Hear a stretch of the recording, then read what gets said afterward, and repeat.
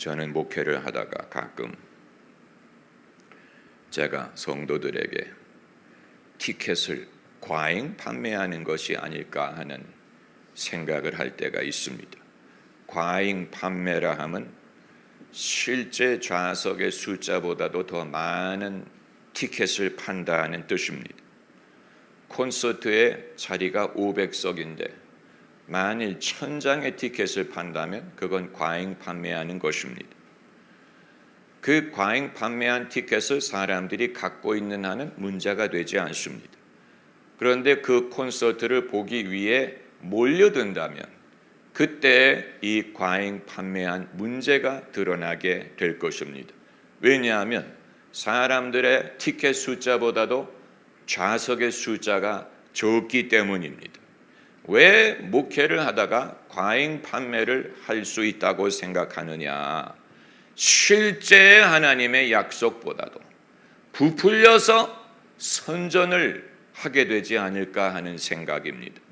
내가 하나님을 피하기 위해, 신앙을 피하기 위해, 사람들이 사게 하기 위해 원래 하나님의 의도보다도 하나님을 더 선한 분처럼, 원래 하나님의 약속보다도 더 약속을 부풀려서 사람들이 살 수 있도록, 어필할 수 있도록 과잉 광고, 과잉 판매를 할 때가 있지 않을까? 왜 이런 유혹을 느낀다는 말입니까?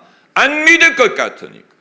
그렇게 하지 않으면 사람들이 안 믿고 관심을 안 가질 것 같기 때문에 실제 하나님의 말씀보다도 부풀려서 더 과잉 광고, 과잉 판매, 과잉 선전을 하지 않을까? 거기에 끌려서 믿게 되는 사람들이 발생하지 않을까 하는 것입니다. 저의 행위보다도 더 우려스러운 것은 교회가 그렇게 하고 있지 않았을까 하는 것입니다. 신앙을 사람들이 받아들이게 하기 위하여, 사람들이 교회에 오게 하기 위하여, 믿음을 갖게 하기 위하여 실제보다도 더 많은 티켓을 팔지 않았을까? 그것보다도 더 우려되는 것은 성경 저자들이 무의식적으로 그렇게 하지 않았을까? 그 말은 일부러 과잉 판매를 해야지라고 한 것보다는 이런저런 말을 쓰다 보니까 나중에 성경을 읽는 사람들이 원래 저자가 의도한 문맥을 떠나 자기 마음에 드는 성경만을 골라서 읽다 보면 하나님의 원래 의도와는 다르게 당신의 약속이든 당신의 말씀이 부풀려져서 사람들에게 전달이 되는 문제가 발생할 수도 있지 않을까. 여러분, 과잉 판매하는 티켓은 사람들이 그것을 주머니에 넣고 있는 한은 문제가 발생하지 않아요. 그런데 사람들이 그 티켓을 쓰려고 할 때 그때 문제가 발생하는 것입니다. 그냥 들어서 좋다, 믿어야지, 교회 다녀야지 이럴 때는 문제가 안 생기는데 이 티켓대로 내가 내 삶에 적용을 하려고 하다가 그 약속대로 되지 않는 것처럼 느껴지는, 내가 분명히 이렇게 이해했는데 이대로 이루어지지 않는 것 같은 경험을 할 때 벽에 부딪히는 것입니다. 내가 잘못 배웠나? 이렇게 믿고 이렇게 하면 저렇게 된다라고 배웠는데 이렇게 해도 저렇게 안 되는 것이 아니냐? 그때 사람들이 위기를 경험하는 것이고, 그리고 두 번째는 그냥 그런가 보다 그런 모양이지라고 있을 때는 문제가 없는데 생각을 하기 시작하고 질문을 하기 시작하면서 이제는 내게 티켓을 판 사람이 내가 묻는 질문을 답해주지 못하는 것을 경험합니다.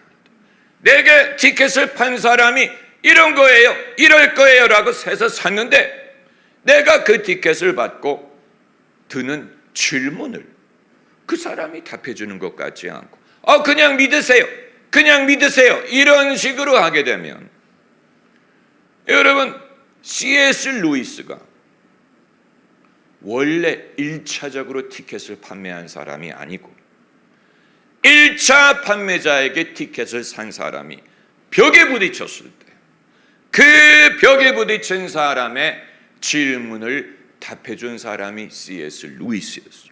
그러니까 믿음이 없는 사람을 믿게 하는 것보다는 이미 믿은 후에 의문을 가진 사람에게 이 믿음이 옳다, 이 믿음대로 된다, 이 말씀이 옳다, 이것을 설명해 주는 역할을 C.S. 루이스가 담당했다는 것입니다. 그런 의미에서 C.S. 루이스는 상당히 후기 기독교적인 역할을 담당한 사람입니다. 그 말은 이미 한 번 기독교화 된 사람이 갖는 의문을 다루어 주었다는 것입니다.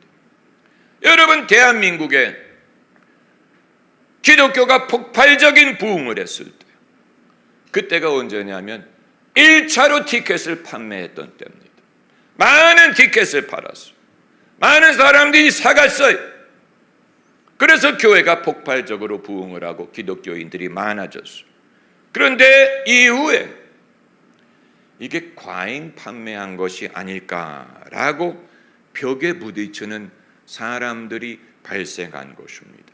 이렇게 하면 병이 낫고, 이렇게 하면 복을 받고, 이렇게 하면 소원을 이룬다라고 해서 믿었는데, 그렇게 해도 낫지 않는 것 같고 복을 못 받는 것 같고, 이런 어떤 부조리 여기에 있어서 그것을 판 사람에게 가서 물어보면 그 사람이 대답하려고 하지 않는, 그래서 대한민국에 어떤 교회들이 등장하기 시작했느냐, 거기에 대해서 의문을 갖고 의문의 답을 찾지 못한 사람에게 성경 말씀을 근거로 설명해 주는 교회들이 등장하기 시작하고, 사람들이 이런 교회로 찾아가서 자기가 신앙에 대해서 해결하지 못했던 질문의 답변을 얻을 수 있었던 것입니다.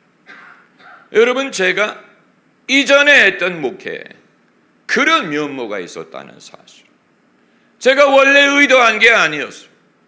제가 원래 그런 일을 하려고 한 게 아니었는데, 목회를 하면서 모여드는 성도들이, 어떤 사람들이 모여들었느냐, 다른 교회에서 신앙생활을 시작했으나 거기에서 해결을 받지 못했던 질문을 갖고 있었던 사람들이 저를 찾아와서 저의 설교에서 그 해답을 찾고, 이 믿음이 옳구나, 내가 믿을 수 있구나, 믿음을 지속해야 되겠구나 라고 해서 신앙생활의 보람과 의미를 찾은 사람들이 많이 있었다는 것입니다.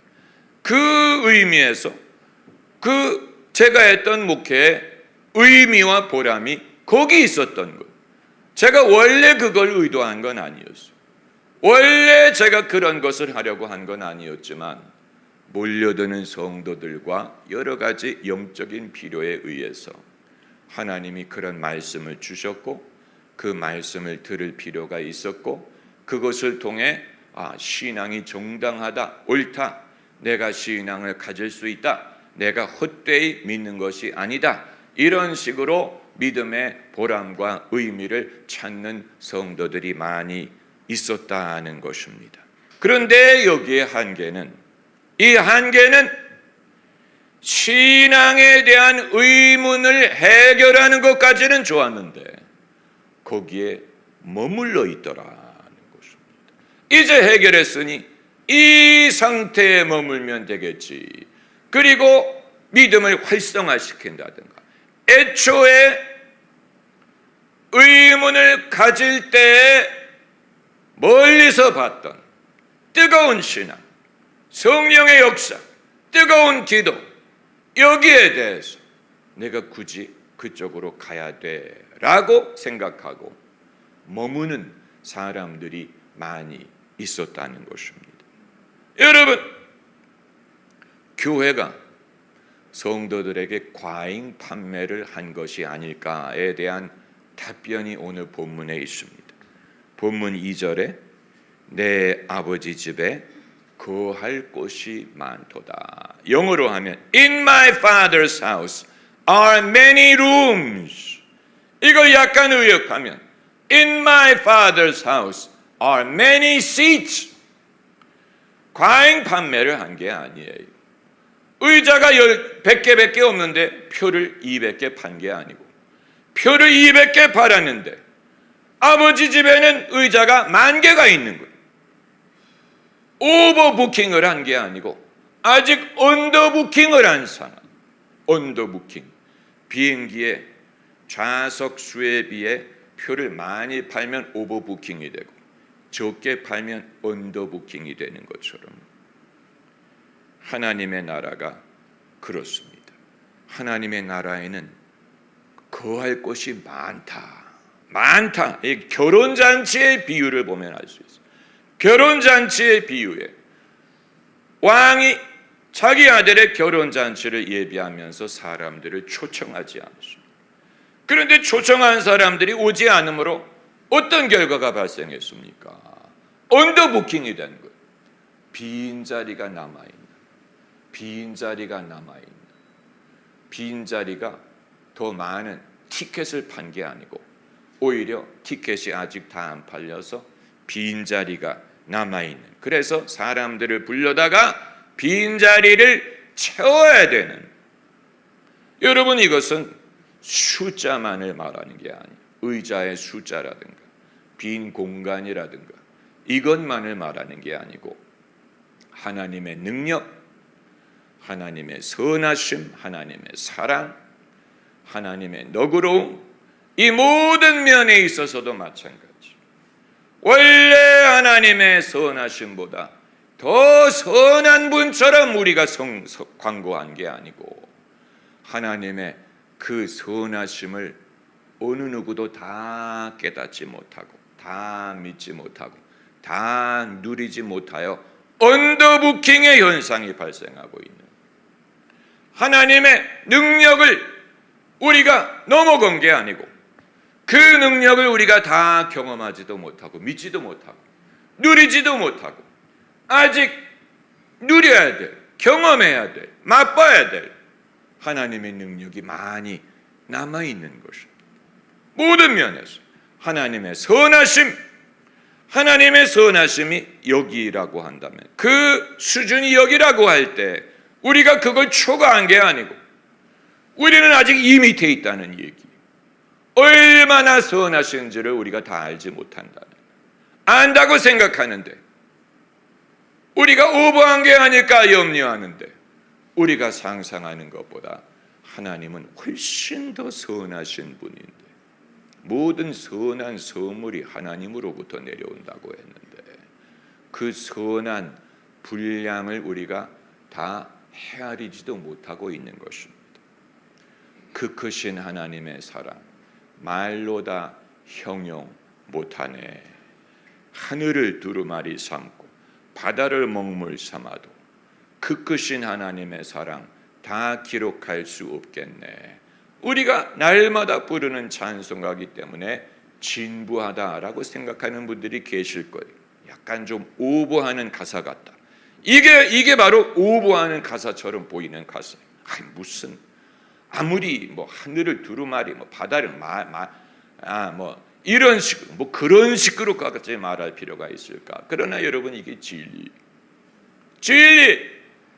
하나님이 얼마나 선하신지를 우리가 미처 다 알지 못합니다. 할렐루야. 그걸 제가 여러분에게 설득할 필요가 없습니다. 설득을 하려고 하게 되면 제가 오버를 할 것이기 때문에 여러분이 못 알아들으면 할 수 없습니다. 못 알아들으면 여러분의 팔자에, 못 알아들으면 여러분의 손, 안 믿으면 여러분 손에, 믿으면 여러분의 축복. 이 설교를 이해하면 여러분에게 축복. 못 알아들으면 여러분의 팔자에. 못 알아듣는 거예요. 안 들리는 거예요. 이해가 되지 않는 거예요. 이해를 해야 돼. 제 입장이 돼 보면 무슨 말인지 아실 거예요. 여러분은 남에게 부풀려서 선전한 것처럼 느낄 정도로 수고를 한 적이 없기 때문에 그런 거예요. 누구에게 믿게 하기 위해 내가 오버하는 게 아닐까라고 생각될 정도의 수고를 한 적이 없는 사람은 이 위험을 모르는 거예요. 그런 적이 없기 때문에 남을 믿게 하기 위해, 남의 믿음을 돕기 위해 내가 오버한 게 아닐까, 부풀린 게 아닐까라고 생각을 해본 적이 없는 거지. 한 적이 없으니까. 그러냐 해보면 누군가에게 하나님이 선하시다, 기도를 들어주신다, 하나님의 능력이 크시다, 못 고칠 병이 없다, 하나님이 못하실 일이 없다, 이걸 설득하려고 하다가 보면 내가 오버하는 거 아닐까, 빗나가는 이 오버하는 게 아닐까, 이런 초과하는 게 아닐까라는 염려를 그때 하는, 그걸 해본 적이 없으면 목사님 무슨 뜻이에요? 그러니까 여러분의 경험과 이해 수준만큼 알아듣습니다. 네. 그러나 이 본문을 우리가 계속해서 읽기를 원하는 것입니다. 내 아버지 집에는 너희가 거할 곳이 많도다. 그리고 하신 말씀이 뭡니까? 그러지 않았으면 너희에게 일렀으리라. 따라해봐. 그러지 아니하였으면 너희에게 일렀으리라. 만약에 내 아버지 집에 거할 곳이 많지 않았다면 너희에게 일렀으리라. 이 말씀은 거할 곳이 많다는 사실을 이른다는 말이 아니고, 만일 그렇지 않았다면 너희에게 일렀을 것이다. 이러니까 우리가 잘못 알고 있었다면, 우리가 초과했다면, 우리가 오버했다면 주님이 알리셨을 거라는 얘기. 알리지 않았다는 말은 우리가 잘못 알고 있지 않는다는 뜻입니다. 할렐루야. 여러분 핸드폰에 알림 설정이 있잖아요. 알림 설정. 그래서 잠금 화면에서도 알림이 뜨잖아요. 알림 설정을 했기 때문에 주님이 우리에게 알리시는 것도 이와 같은데, 주님이 내 아버지 집에 거할 곳이 많다는 사실을 알게 한다라고 말씀하신 게 아니고, 만약에 그것이 사실이 아니라면 너희에게 알렸을 것이다. 그 말은, 알리지 않으셨다는 말은 우리가 잘못 믿지 않았다는 뜻입니다. 할렐루야. 우리가 염려할 필요가 없습니다. 높아심을 가질 필요가 없습니다. 하나님 집에는 거할 때가 많습니다. 가능성이 많아요. 네, 선물이 많아요. 예비하신 것이 많아요. 다 우리가 믿지 못하는 게 문제, 다 받지 못하는 게 문제, 다 누리지 못하는 게 문제지. 우리가 생각하는 것보다도, 우리가 상상하는 것보다도 하나님은 더 후하십니다. 할렐루야. 우리가 생각하는 것보다도 하나님은 더 너그럽습니다. 아멘 안 하는 것 좀 봐. 할렐루야. 할렐루야. 우리가 생각하는 것보다도 하나님이 더 선하십니다. 왜 그게 안 믿어지는지 아세요? 우리가 선하지 않기 때문에, 우리가 악하기 때문에 선한 것을 믿지 못하는 것. 믿지 못할수록 우리는 선하지 않다는 증거가 되는. 왜 하나님의 후하심을 못 믿습니까? 내 자신이 후하지 않기 때문에. 내가 어느에게도 그렇게 후해 본 적이 없다 보니까 누가 나에게 그렇게 후하리라고 믿지 못하는 것입니다.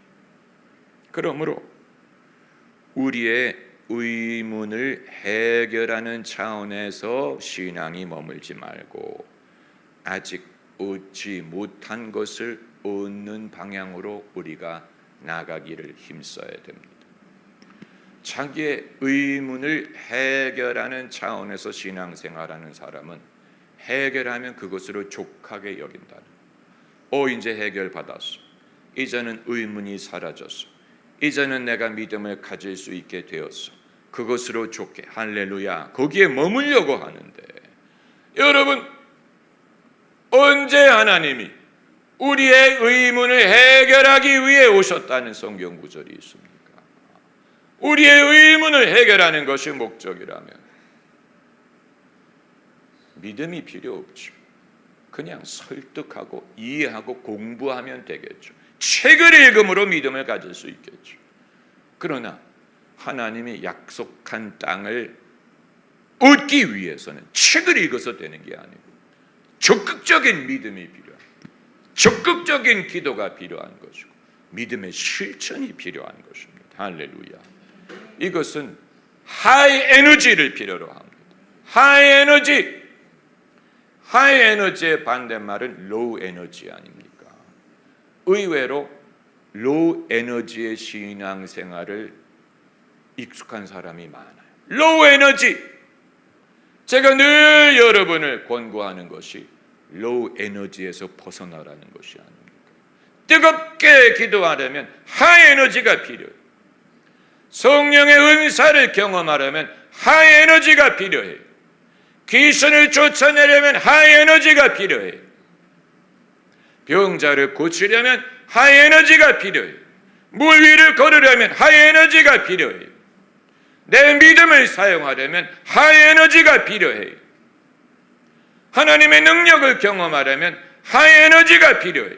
내 믿음에 하이 에너지가 필요해요. 내 믿음을 표현하고 사용하고 내 믿음을 발동시키는 과정에서 하이 에너지가 필요해요. 우리가 하나님을 찬양할 때 로우 에너지가 아니고 하이 에너지로 하나님을 찬양하자. 하이 에너지 프레이즈, 하이 에너지 프레이어, 하이 에너지 페이스, 하이 에너지. 여러분이 하이 에너지를 얻기 위해 녹용을 드셔야 되는 게 아니에요. 이건 믿음의 자세를 뜻하는 것입니다. 이게 바로 너희 안에 있는 하나님의 은사를 다시 부릴 듯하게 하라. 하이 에너지를 요구하는 것입니다. 예수께서는 제자들에게 하이 에너지를 요구하셨습니다. 사람들은 로우 에너지가 습관이 되어 있어요. 제가 여러 번 말씀드렸잖아요.